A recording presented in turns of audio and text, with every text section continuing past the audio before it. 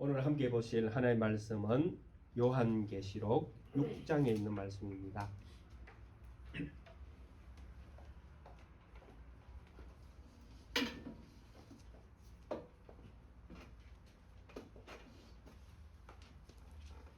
요한계시록 6장에 있는 말씀을 함께 한 목소리로 합독하겠습니다.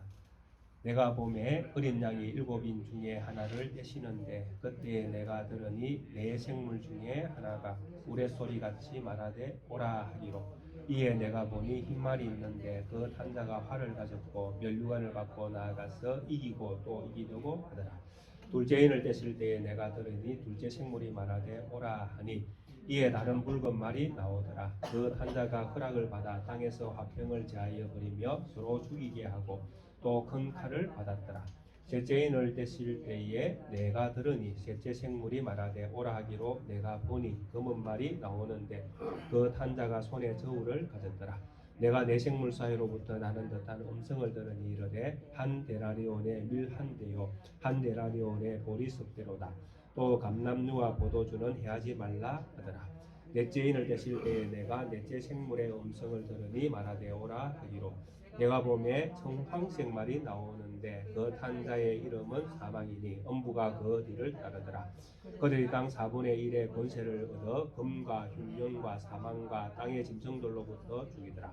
다섯째 인을 떼실 때에 내가 보니 하나님의 말씀과 그들이 가진 증거로 말미암아 죽임을 당한 영혼들이 제단화되어 있어 큰 소리로 불러 이르되 거룩하고 참되신 대주제여 땅에 거하는 자들을 심판하여 우리 피를 갚아주지 아니하시기를 어느 때까지 하시려 하나이까 하니 각각 그들에게 큰 두루마기를 주시며 이르시되 아직 잠시 동안 시대 그들의 동무종들과 형제들도 자기처럼 죽임을 당하여 그 수가 차기까지 하라 하시더라. 내가 보니 여섯째 인을 떼실 때에 큰 지진이 나며 해가 검은 털로 짠 상복같이 검어지고 달은 온통 피같이 되며 하늘의 별들이 무화과 나무가 대풍에 흔들려 설익은 열매가 떨어지는 것 같이 땅에 떨어지며 하늘은 두루마리가 말리는 것 같이 떠나가고 각 산과 섬이 제자리에서 옮겨지매 땅의 임금들과 왕족들과 장군들과 부자들과 강한 자들과 모든 종과 자유인이 굴과 산들의 바위 틈에 숨어 산들과 바위에게 말하되 우리 위에 떨어져 보좌에 앉으신 이의 얼굴에서와 그 어린 양의 진노에서 우리를 가리라.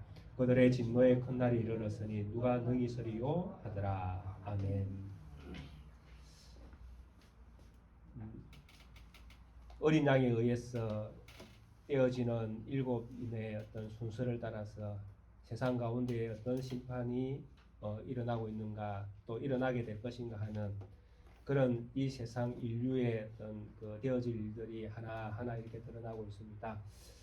그래서 묵시문학에서 이렇게 쓰여지고 있는 이 언어들을 통해서 그 당대에 주셨던 의미가 어떠한가 하는 의미들을 생각해 보고 있는데 제가 이 말씀들을 해석하는 해석의 방향들이 AD 70년에 하나님의 성이었던 예루살렘 성전이 파괴되어지는 그런 시점을 예상하면서 어떤 예언의 말씀들을 하고 있다라고 말씀을 또 해석을 해가고 있습니다. 그래서 이 말씀을 해석함에 있어서 어떤 때는 상당히 조금 어려워지는 부분도 생기는 것 같습니다. 그래서 지난 주간에 설교를 들었던 분 중에 어떤 분은 오늘 설교가 상당히 어려웠습니다라고 하는 그런 분도 계셨습니다. 참 제가 이렇게 좀 쉽게 풀어서 이렇게 설명을 할 수 있는 그런 능력이 있어야 되는데 제가 좀 쉽게 하는 능력은 좀 없는 것 같습니다. 그래서 어려우면 또 어려운 대로 또 이해가 안 되면 이해가 안 되는 대로 이렇게 가지고 계시다가 혹 질문을 저한테 해주시면 제가 또 아는 범위 안에서 또 충실하게 또 이해시켜 드리도록 그렇게 노력해 보겠습니다. 그래서 좀 이렇게 어려운 부분들이 있으면 그냥 고민하지 마시고 저에게 언제든지 말씀을 해주시면 제가 그것을 왜 그렇게 이해를 하고 또 해석을 하고 있는가 하는 부분들 또 그래서 어떤 뜻이 있는지 이런 부분들에 대해서 제가 또 이해가 되는 어떤 범위 안에서 언제든지 또 충분하게 이렇게 설명을 드리도록 그렇게 해보겠습니다. 그래서 오늘은 어렵다고 말씀하셨던 다섯째 인을 때는 이 부분부터 조금 더 본문의 말씀들을 생각해 보고자 합니다. 다섯째 인을 뗐을 때 9절에 있는 말씀입니다. 내가 보니 하나님의 말씀과 그들이 가진 증거로 말미암아 죽임을 당한 영혼들이 제단 아래에 있다라고 표현을 하고 있습니다. 그래서 제단 아래에는 우리가 흔히 생각하는 성전 안에 번제단, 제물들이 이렇게 죽어서 이렇게 제물 드려지기 위해서 놓여 있는 장소입니다. 그래서 여기서 영혼들이 제단 아래에 있다라는 이야기는 죽었다라는 이야기입니다.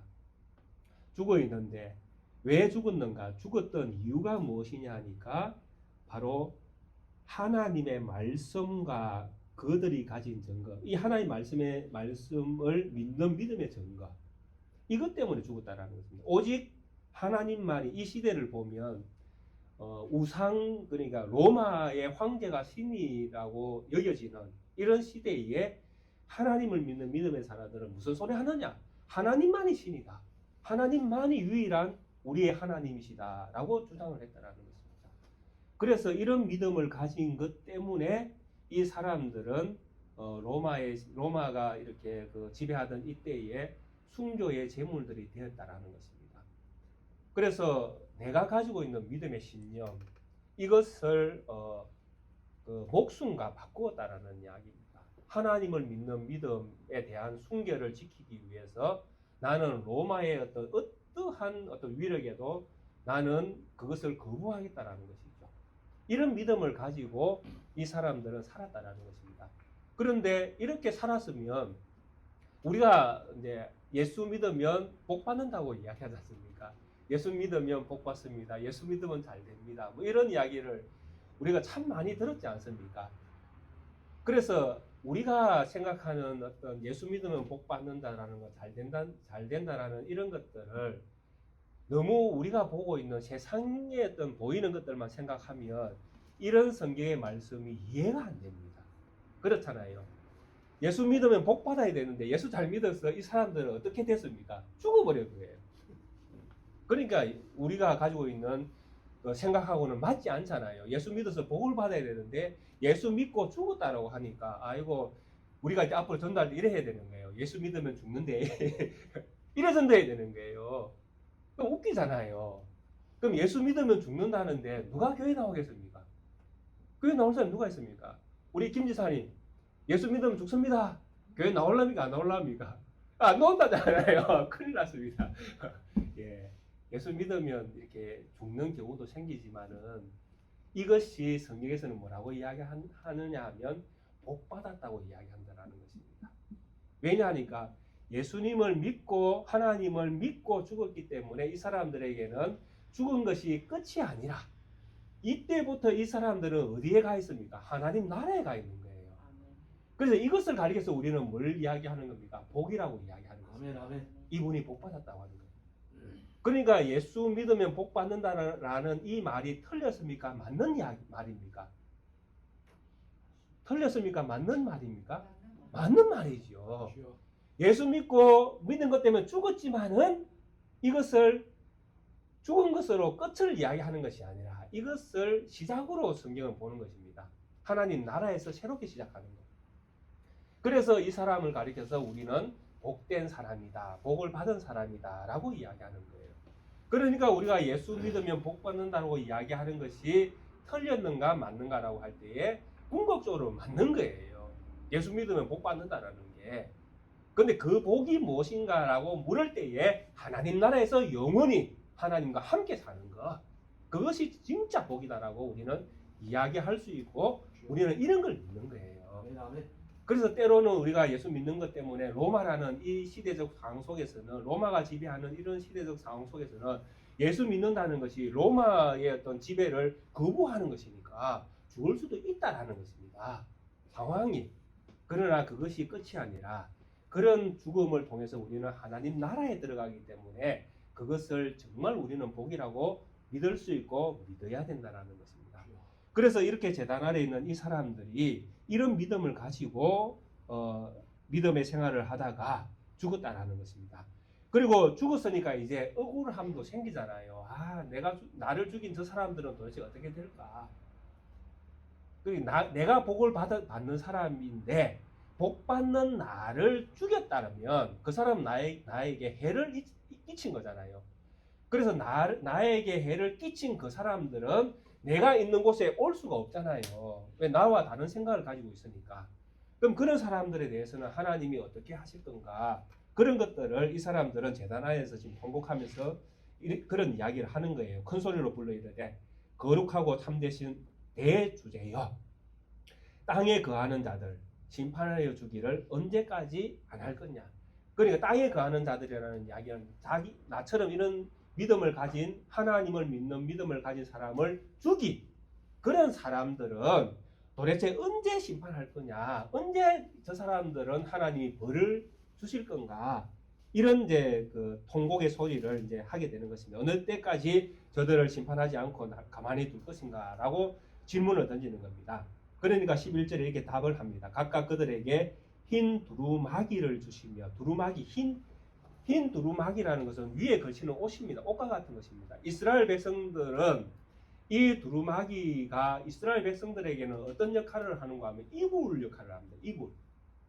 그 저녁에 추운 지방이니까 저녁이 되면 자기 몸을 보호하는 것입니다. 그런데 자기 몸을 보호하는 이 두루마기가 흰 색깔입니다. 성경 이 요한계시록에서는 흰 색깔이 전부 다 좋은 쪽에서 사용이 되어집니다. 그래서 흰 두루마기를 하나님께서 이들에게 주었다라는 이야기는 이들이 흰 두루마기를 입을 만한 사람들이다. 즉 이 사람들은 죽었지만은 이긴 사람들이라는 이야기입니다. 나를 죽이는 사람이 있었는데 그 사람은 나를 죽였기 때문에 자기들이 이겼다라고 생각을 할 겁니다. 왜? 나는 죽었고 이 사람들은 살아있으니까. 근데 하나님은 뭐라고 말씀하시는가 하면 우리에게 흰 두루마기를 주면서 네가 이겼다라고 이야기합니다. 당신이 이겼다. 네 믿음이 이긴 것이다 라고 이야기하는 것입니다. 그러면서 잠시 쉬어라라고 이야기하는 겁니다. 언제까지? 내가 죽은 것처럼 나와 똑같은 믿음을 가진 사람이 하나님께서 원하는 숫자가 채워질 때까지. 그러니까 나를 죽였던 사람들이 할 일이 남아있는 거예요. 그 사람들 할 일이 무엇입니까?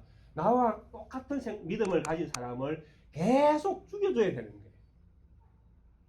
그게 한쪽에서는 죽이고 한쪽에서는 죽임을 당하고 그러면서 무엇이 오게 되어집니까? 하나님의 심판이 때가 되면 하나님의 심판이 나를 죽인 모든 사람들에게 내려지는 때가 온다라는 것입니다.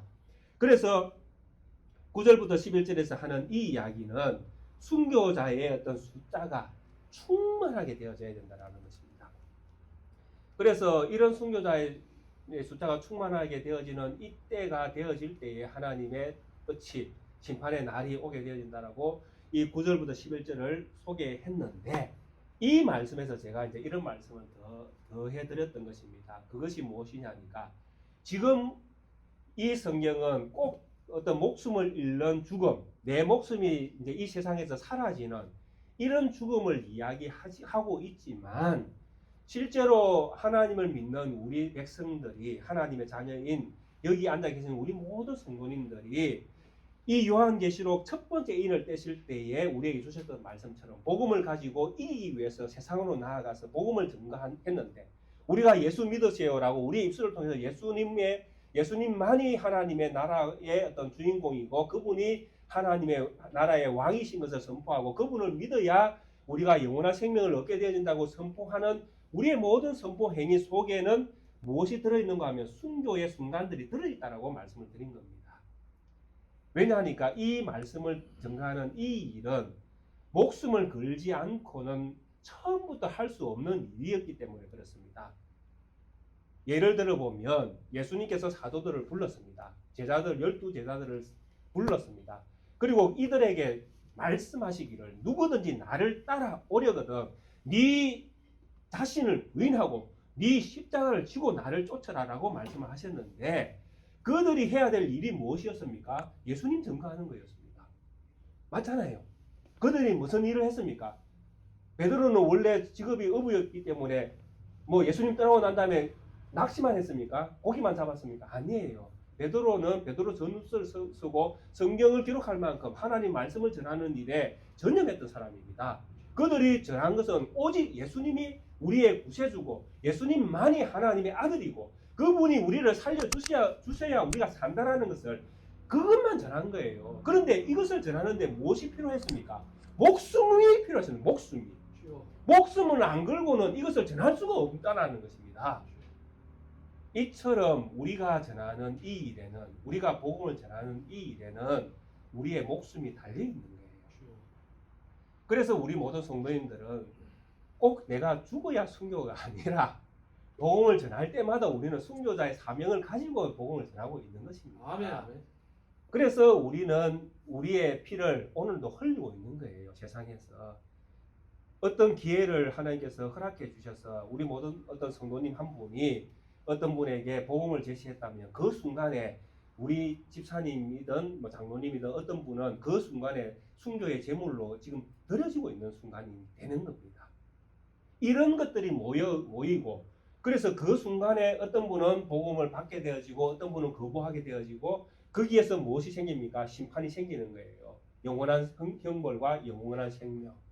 그래서 영원한 생명을 얻는 자가 생기고 영원히 형벌 받는 자가 생기고 그래서 심판은 거기서 이미 생기고 있는 겁니다.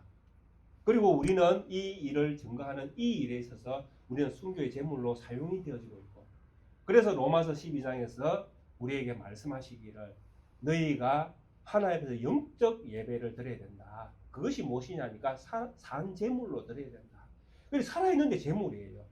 우리는 살아있지만은 우리의 매 순간은 무엇입니까? 제물이 드려지는 그런 순간으로 우리는 살아가야 된다라는 말씀을 성경이 하고 있다라는 것입니다.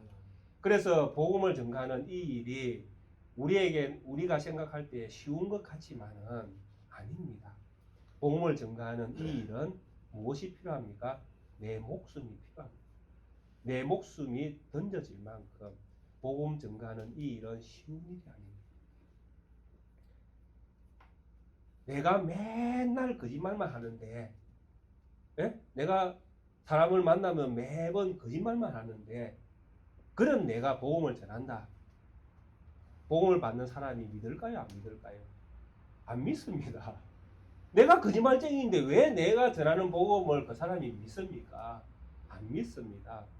그러면 이 복음이 그래도 신뢰를 받을 만하다라는 것이 그 사람에게 느껴지려면 내가 평소에 내 삶이 어떠해야 되겠습니까? 완전 죽어 있어야 됩니다. 천사가 돼야 됩니다. 아닙니까? 그러니까 복음을 전가하는 이 일은 목숨을 안 걸고는 될 일이 아닙니다. 내가 목숨을 걸지 않고는 내가 하나님의 복음을 전할 수가 없습니다. 그만큼 복음 전하는 것은 힘들고 어려운 이야기예요. 그래서 성경은 이런 말씀들이 이 속에 다 들어있는 것입니다.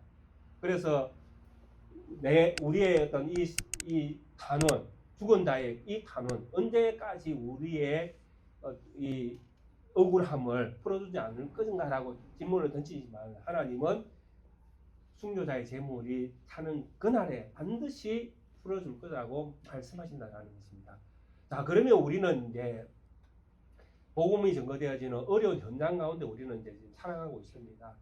그런데 이렇게 살아가고 있는 우리에게 필요한 것이 무엇이냐니까 하나님이 이런 어려운 가운데 있는 우리와 함께 하고 계심에 대하여 우리는 믿음을 가져야 된다라는 이야기입니다.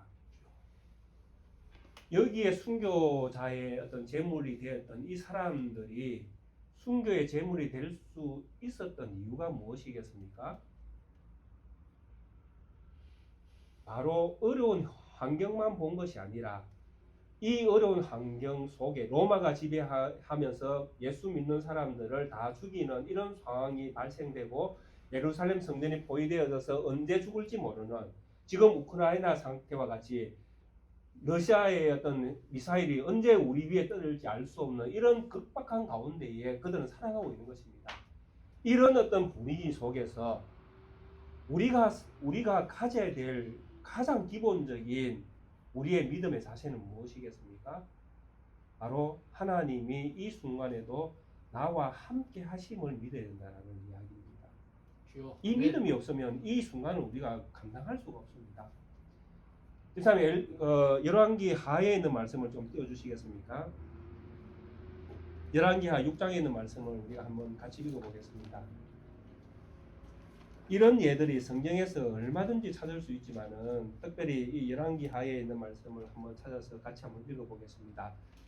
열왕기하 6장 8절부터 17절에는 보시면 아람 군대에 의해서 포위당했던 엘리야에 대한 이야기가 나옵니다. 엘리야 선지자가 살아있을 때에 그가 자고 일어나니까 아람 군대가 자기가 있는 그 성을 완전 포위해버린 거예요. 그러니까 이제 완전 죽을 순간이 이제 다가온 겁니다.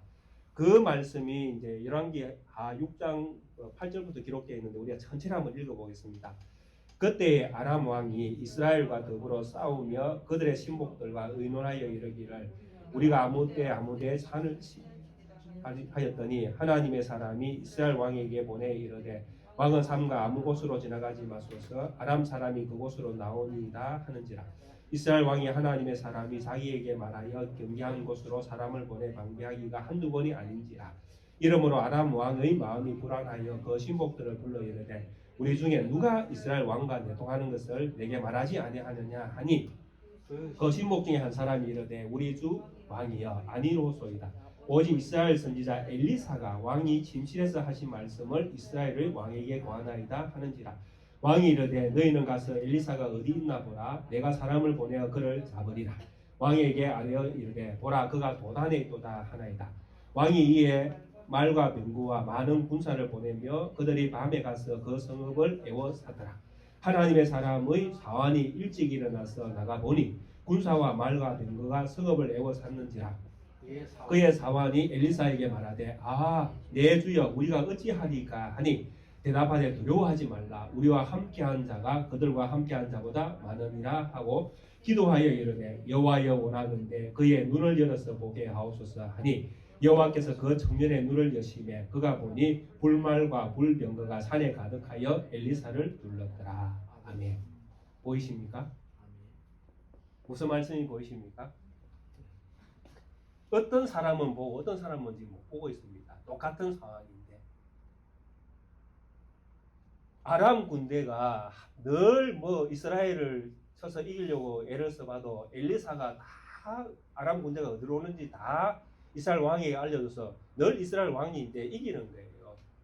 그러니까 아람 왕이 어떻게 하면 내가 이렇게 작전 짠 것이 저들에게 알려지지 않고 다 이길 수 있겠는가 할 때에 엘리사만 죽이면 된다는 것이. 엘리사를 죽이기 위해서 아람 군사들이 파견되어서 성을 에워쌌는데 함께 엘리사를 따라다니는 사환이 이 군사를 보고 두려워서 우리는 이제 죽게 되었습니다 라고 이제 얘기를 하는 겁니다. 이때 엘리사가 아니다.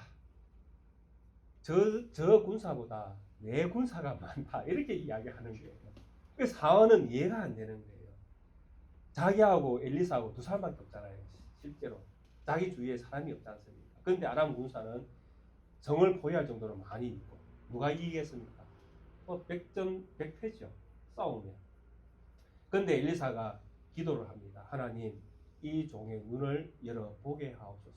이 종이 눈을 딱 열어보게 하니까 불병거 불말 이 군사는 아람 군대가 가지고 있는 군사와 다른 군사입니다. 이걸 보아야 돼요.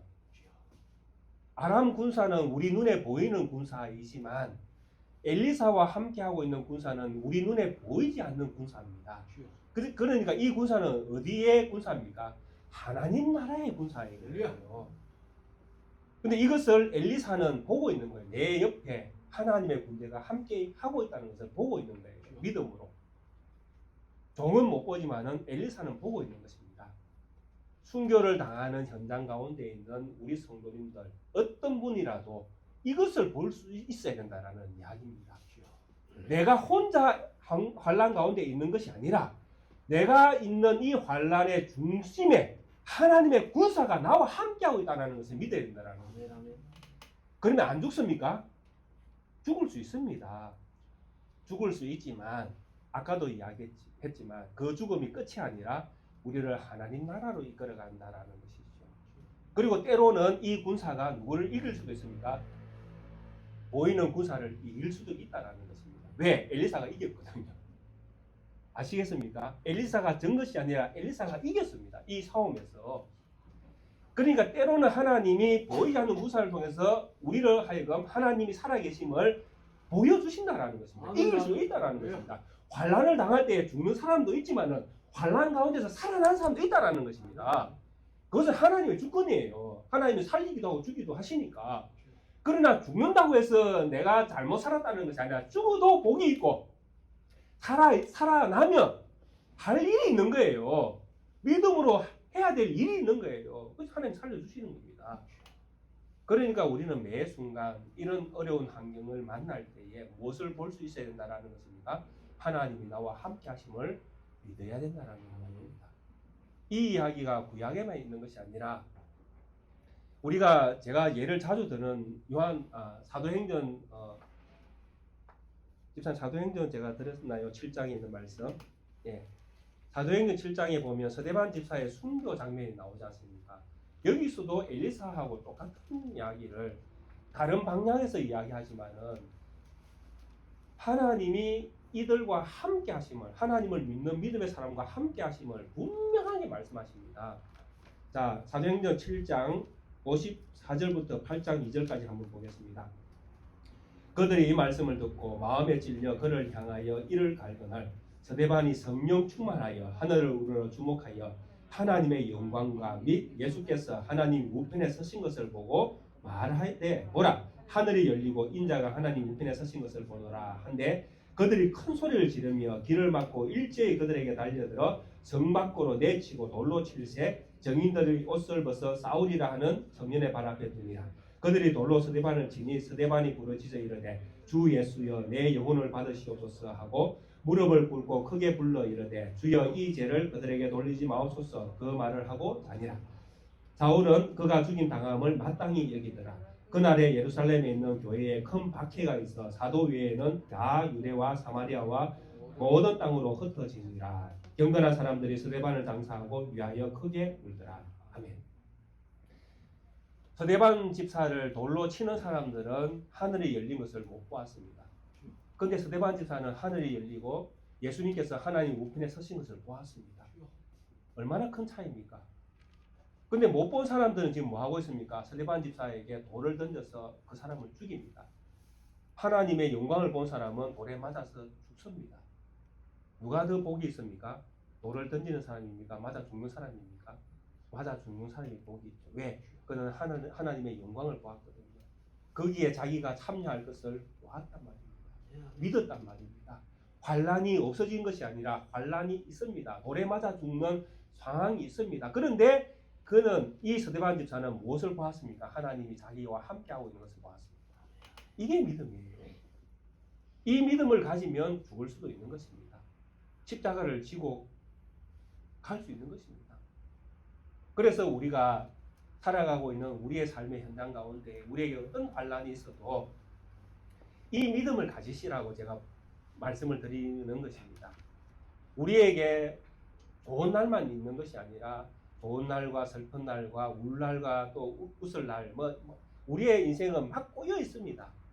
그렇게 많이 꼬여 있지만은 그 순간순간 우리가 늘 가져야 될 생각이 무엇이냐니까 이 순간 하나님이 나와 함께하고 계시다라는 이 생각을 우리가 늘 믿음으로 가져야 된다라는 이야기입니다.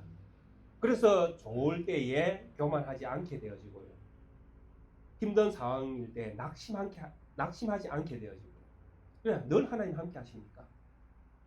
그래서 우리의 중심이 늘 하나님 중심으로 살아갈 수 있게 되어지는 것입니다. 이것이 믿음이에요. 이런 것을 볼 수 있는 사람들이 바로 믿음의 사람들인 것입니다.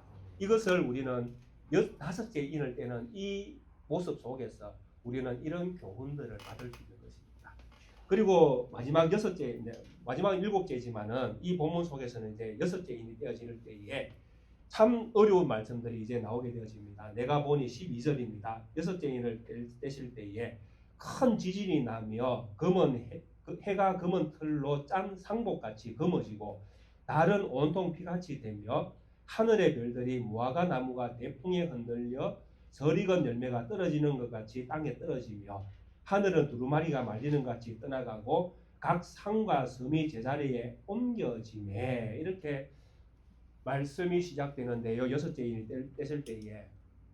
근데 이 말씀을 가만히 보면 뭐 하늘이 뭐 말리고 해 달이 막 검게 변하고 막 피가 섞인 것처럼 이런 막 현상들이 막 일어나니까 우리가 가장 선입관을 가지는 것이 무엇이냐니까 이게 이제 재림 때구나라고 생각을 하는 것입니다. 근데 제가 지금 계속 무슨 말씀을 하고 있습니까? 이런 말씀들이 AD 70년에 예루살렘 성전의 파괴와 연관되어져 있는 말씀이다라고 제가 자꾸 설명을 드리잖아요. 그래서 이런 설명을 우리가 가지고 이 본문들을 보면 어려운 점이 자꾸 생기는 것입니다. 어려워질 수밖에 없습니다. 왜냐하니까 예루살렘 성전이 파괴되어지는 것은 뭐 해가 변하고 달이 변하는 이런 상황은 아닌 것처럼 보이는 것입니다. 왜?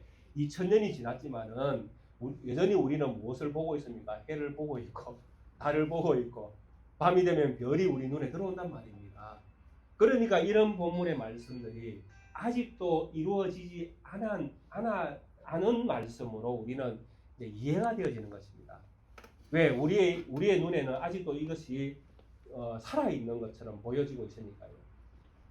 그래서 이런 성경들을 해석하는 것이 목사들의 어떤 그 어려움이고 또 이것이 이제 설교되어질 때에 받아들이는 성도님들 입장에서도 상당히 어려운 점이 이제 이런 부분에서 생기는 것입니다.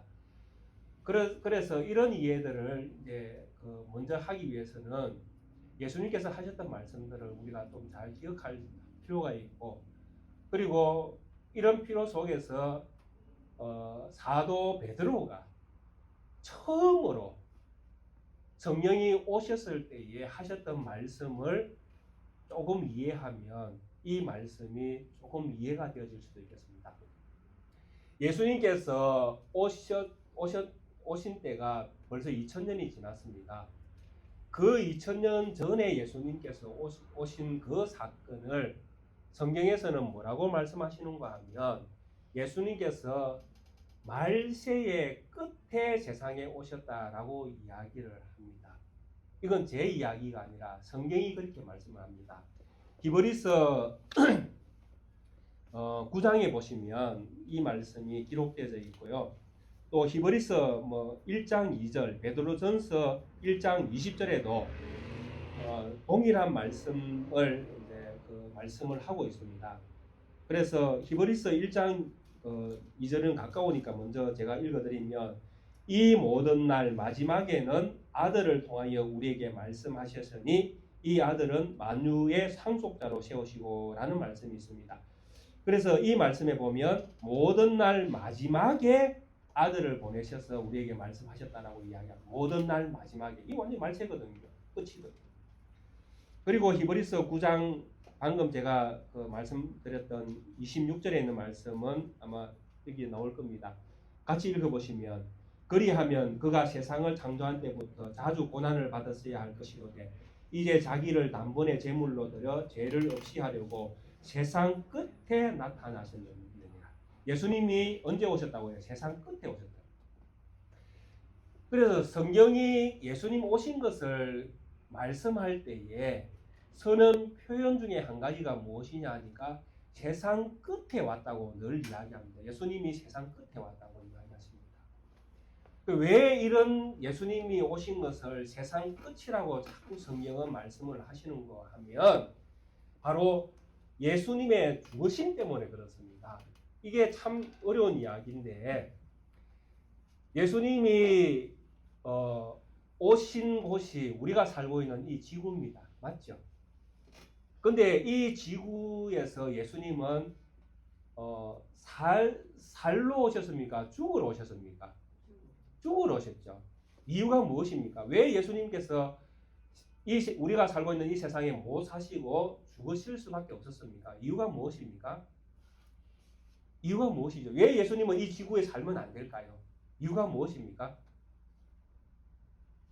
왜 예수님은 이 지구에 못 사시죠? 이 지구가 어떻게 됐기 때문에 그렇습니까? 악해졌죠. 예. 아담이 범죄함으로 말미암아 아담의 범죄로 말미암아 온 피조물까지 다 죄를 뒤집어 썼다라는 것입니다. 그래서 이 지구가 예수님의 거룩함을 담을 수 있는 그릇이 안 되는 거예요. 그릇이. 왜? 이 세상이 악하니까. 그러니까 세상이 악하기 때문에 세상은 예수님을 어떻게 할 수밖에 없습니까? 떠나보낼 수밖에 없는 거예요. 떠나보낼 수밖에 없는 거. 그래서 세상이 우리가 살고 있는 이 지구에 있는 사람들이 선택한 방법이 무엇입니까? 죽이는 방식을 선택한 거예요. 예수님을 이곳에서 떠나보내는 방식. 그러니까 예수님께서 이 지구에서 살 수 없다라는 것을 선포했기 때문에 예수님은 이 지구를 떠나서 어디로 가셨습니까? 하나님 나라로 가셨습니다. 자, 그러면 우리는 이 지구에 살까요? 우리도 이 지구를 떠나서 하나님 나라로 갈까요? 우리는 어떻습니까? 우리도 하나님 나라로 가게 되잖아요. 죽으면. 그죠? 그곳이 지금 어디에 있는지는 알 수 없지만 우리가 죽으면 하나님 나라로 가게 되잖아요. 그러면 우리를 죽인 이 세상은 어떻게 되겠습니까?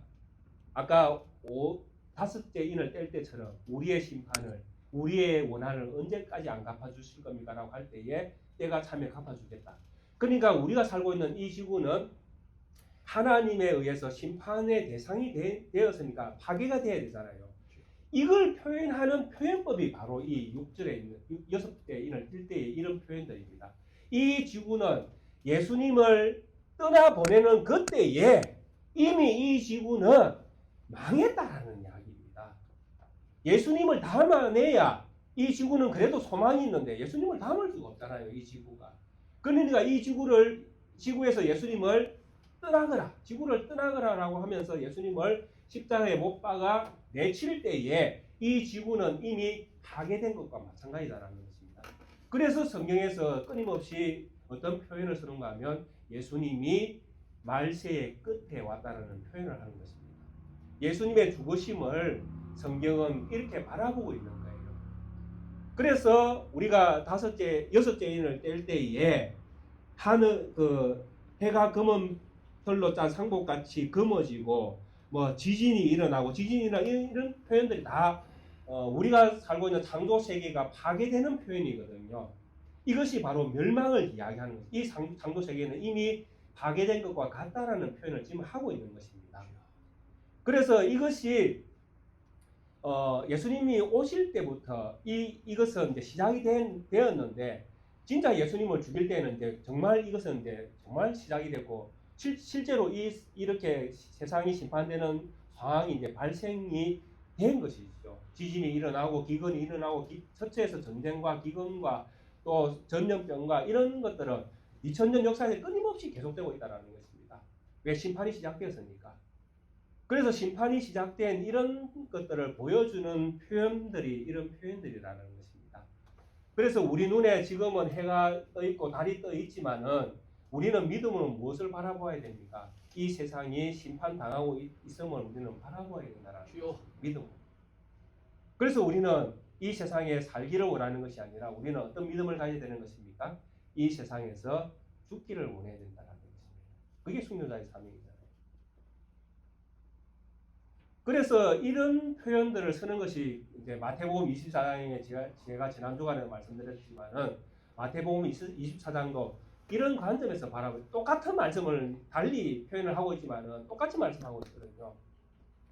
그래서 이해를 돕기 위해서 한 부분만 더 말씀을 드리겠습니다. 사도행전 2장. 사도 베드로가 이제 설교하고 있는 장면입니다. 2장 17절부터 24절을 잠시 보시면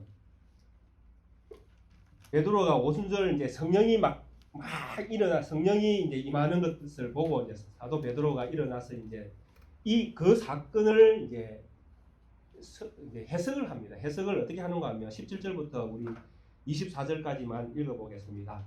하나님이 말씀하시기를 말세에 내가 내 영을 모든 육체에 부어주리니 너희 자녀들은 예언할 것이요 너희의 젊은이들은 환상을 보고 너희의 늙은이들은 꿈을 꾸리라. 그때 내가 내 영을 내 남종과 여종에게 부어주리니 그들이 예언할 것이요 또 내가 위로 하늘에서는 기사를 아래로 땅에서는 징조를 베풀리니 곧 피와 불과 연기로다. 주의 크고 영화로운 날이 이르기 전에 해가 변하여 어두워지고 달이 변하여 피가 되리니 누구든지 주의 이름을 부르는 자는 구원을 받으리라 하였느니라.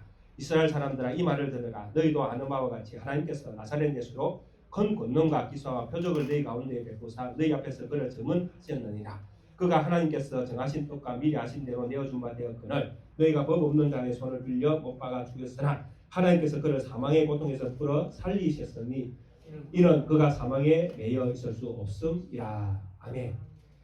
이 지금 베드로가 이 말을 한 이 말이 무엇을 보고 했는가 하면 성령이 임하는 걸 보고 이야기했습니다. 성령이 임하는 걸 보고 예수님께서 약속했잖아요. 내가 가면 성령을 보내겠다. 너희들은 몇 날이 못 되어 성령을 받게 될 것이다. 성령이 너희에게 임하시면 너희가 예루살렘과 온 유대와 사마리아와 땅끝까지 이르러 내 증인이 될 것이다 라고 약속하셨는데 몇 날이 못 돼서 성령이 불과 같이 막 내리는 거예요.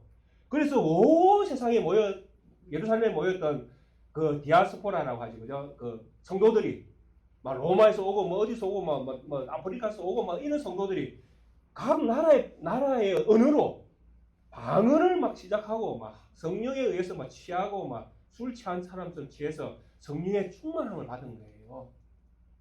이것을 보고 사도 베드로가 이 말씀을 한 거예요.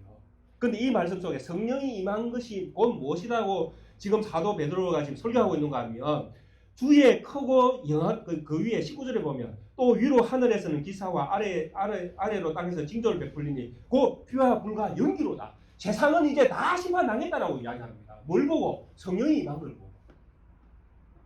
왜 이런 이상한 이야기를 하겠습니까? 바로 성령이 오신 것은 하나님의 나라가 우리에게 왔다는 이야기입니다. 성령은 하나님의 나라에 계신 분이잖아요. 그 하나님의 나라가 우리에게 오니까 우리는 이제 하나님의 나라에 소속이 되잖아요. 그러니까 우리가 있는 소속은 하나님의 나라고 우리가 살고 있는 이 세상은 우리가 떠날 세상이고 그러니까 하나님 나라가 왔으니까 이 세상은 어떻게 되는 것이 지극히 정상적이냐니까 피와 불과 연기가 되는 것이 지극히 정상적인 거예요. 그래서 성령이 온 것은 곧 이 세상은 파괴되었다, 끝이 났다라는 것과 똑같은 말이라는 이야기를 지금 하고 있는 거예요. 누가? 베드로가. 이것을 성경은 말체다라고 이야기하는 거예요. 그러니까 우리는 이런 생각을 가지고 있습니다. 제가 이제 설교 어렵긴 한데요. 우리는 이런 생각을 합니다. 이 세상 지구가 정말 끝이 나는 그때가 우리의 끝이다라고 생각하는데 성경은 이 끝을 다른 방향에서 보고 있다라는 것입니다.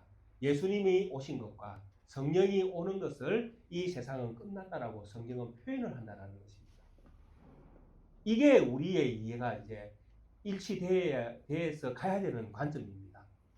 물론 이 세상에 끝이 있습니까? 없습니까? 있습니다. 우리의 재림이 예수님의 재림이 없다라는 이야기가 아닙니다. 예수님이 재림하는 날 이 지구는 진짜 없어지고 새로운 세상이 열리는 것은 당연합니다. 그런데 이 당연한 것이 오기 이전에 이미 예수님께서 오신 것과 예수님은 말세 끝에 오셨다고 표현하니까 예수님이 오신 것과 성령이 오신 것은 세상의 끝이 왔다라는 것과 똑같은 말이라고 성경은 그렇게 우리에게 이해를 시킨다라는 것입니다. 그래서 우리에게 무엇을 바라는 것입니까? 하나님 나라의 신분을 가진 성도로서 우리에게 믿음을 가지고 살아라고 성경은 우리에게 요구한다는 것입니다. 너희들은 이제 이 세상에서 태어나서 이 세상에서 지금까지 살아왔지만은 하나님 성령이 너희에게 임하는 그 순간 너희의 신분은 하나님 나라의 신분이다. 그래서 너희의 이 새로운 신분을 가지고 너희는 이 세상에 살지만은 이 세상이 온전히 영원할 거라는 그런 믿음에서는 살지 말라는 이야기입니다. 우리의 영원한 세상은 성령 안에서 이루어지는 이 세상이 진짜라는 것입니다. 이것을 보고 믿으라라는 것이죠. 잠깐 우리가 몸담는 길어야 80이고 90인 이 세상의 삶에 매이지 말고 이제 좀 초월해서 이 세상은 이미 하나님께서 말씀하지 않는가 끝났다. 이 세상은 이제 끝났다. 내가 심판했다. 피와 불과 연기다. 봐라 성령을 내가 보내지 않느냐. 이것이 세상이 끝났다는 증거다. 그러니 너희에게는 새 마음을 내가 주겠다. 새 술을 새 부대에 담아야 되느니라. 그러니까 너희들은 성령이라는 새 부대에 너희 담겨져야 된다. 거기에서 너희는 살아야 된다. 그것이 너희의 믿음이다. 이렇게 지금 성경은 말하고 있는 것입니다. 그래서 여섯째 예를 들 때에는 이렇게 보여지는 이 현상은 예루살렘 성전이 파괴되어지는 이런 시점을 이야기하지만 궁극적으로는 성령이 오심과 예수님이 오심에 대한 성경의 표현이 이런 표현들이라는 것도 우리가 이해를 해야 된다는 것이죠. 그래서 이런 이해를 가지고 보면 성경이 그렇게 어려운 성경은 아닙니다. 기록되어 있는 말씀들은. 그래서 이 6장 우리가 읽었던 이 요한계시록 6장이 주는 이 말씀의 뜻은 너무나 분명합니다. 자, 복음을 가지고 세상으로 나가서 복음이 전거되어질 때에 어떤 일이 일어납니까? 믿는 자들은 죽음이라는 일들이 일어나게 되어진다는 것입니다. 그런데 이 죽음이 믿는 성도들에게는 어떤 은혜가 있는가 하면 구원으로 이끌어가는 그런 은혜로운 믿음의 길이 이 복음을 전가하는 이 사역 속에 들어있다는 것입니다. 그래서 하나님의 자녀들은 이런 어떤 믿음의 모습을 가지고 살아가고 또 이런 믿음의 모습을 가지고 살아간 이 성도들이 있는 반면에 이 성도들을 대한 이 세상은 반드시 심판을 당한다는 것이죠. 그래서 우리는 어느 쪽에 있어야 됩니까? 복음을 가지고 세상에 나가서 순교하는 순교자의 편에 서 있어야 된다는 것이죠. 이런 사람들은 끝이 아니라 이런 순교의 삶이 이 사람이 새롭게 하나님 나라에 소속되어져서 영원히 살게 되어지는 어떤 새 길을 걸어가는 그런 소망이 있는 어떤 그런 길이 되어진다는 것입니다. 이것을 확실히 보여주는 것이 바로 이 6장의 핵심입니다. 6장은 아주 명료해요. 우리에게 복음을 가지고 십자가를 지고 이 복음을 증가하는 믿음의 삶을 걸어가라. 그리고 세상은 곧 심판당할 것이다. 이것이 하나님이 우리에게 주신 은혜이고 또 우리가 살아가야 될 이유이고 하나님이 우리를 선택하신 또 목적입니다. 이 뜻을 따라서 우리에게 주어진 어떤 삶의 현장 가운데에 하나님을 겸손히 섬기시고 또 하나님을 섬기는 중에 복음을 전할 수 있는 기회를 얻게 되어질 때에 지난 주간에도 말씀드렸듯이 목숨 걸고 하십시오. 살리고 죽이는 것은 하나님 몫이지만 전하는 것은 내 몫입니다. 그를 통해서 얻을 자도 있고 잃을 자도 있지만은 그러나 나는 내 믿음을 드러내었고 내가 하나님 나라에 소속되었음을 증언하는 기회를 내가 이루었기 때문에 그 기회를 이룬 그분은 복이 있는 분입니다. 얻어서 복이 있는 것이 아니라 내가 하나님의 자녀인 것이 확인되었기 때문에 복이 있는 것입니다. 그런 삶이 하나님의 나라가 이 땅에 오게 되어지는 그런 날들이 당겨지는 순간들이 되어지고 이것들이 모일 때에 하나님은 이 세상을 심판하는 날을 또 이 세상에 또 내리시게 될 것입니다. 그때에 우리 모두는 주님의 영광스러움에 참여하고 주님의 나라에서 진짜 지금 이 땅에서 못다한 정말 믿음 안에서의 최고의 사랑을 나눌 수 있는 그런 성도로 하나님 나라에서 우리가 함께 그 자리에 참여해서 그 영광을 누릴 수 있는 우리 모든 낙계교회 성도님들 되시기를 주의 이름으로 축원드리겠습니다. 아멘. 우리 함께